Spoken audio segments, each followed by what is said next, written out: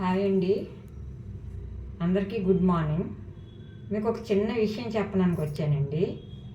ఏమీ లేదండి, ఉగాది రోజు మనం మార్నింగ్ ఉగాది చేసుకుంటాం. ఎంతో టైం చెప్తారు కదా.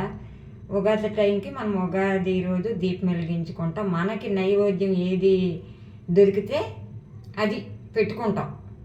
ఆ రోజు ఎలాగ కంపల్సరీగా మామిడికాయ ఉంటుంది. మామిడికాయ పచ్చడో, మామిడికాయ చట్నో, మామిడికాయ ఉగాది పచ్చడో ఏదో ఒకటి చేసుకోమని కాదు. కాకపోతే ఉగాది రోజు మాత్రం ఇది బాగా వినండి.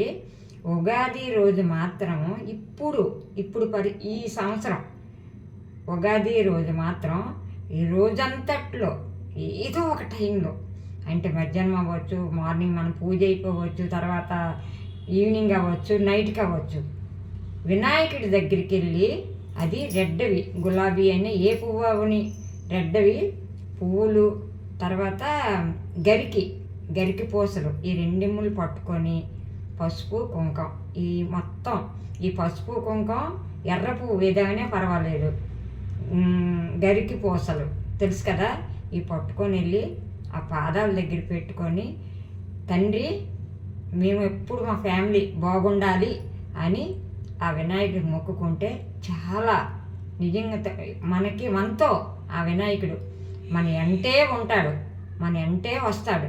ఇది నిజమండి. ఎవ్వరు నా వీడియో చూసినా మాత్రం ఇది మాత్రం పాటించండి.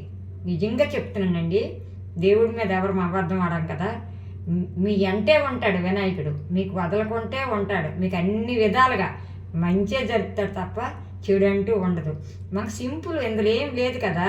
సింపుల్ గరికి పువ్వులు, పసుపు, కుంకుమ, అంతకన్నా ఏముంది. వెళ్ళి మీరు ఆ పాదాల దగ్గర పెట్టుకొని దండం పెట్టుకోండి చాలు. మీకు అంతా మంచిగా జరుగుతుంది. బాయ్.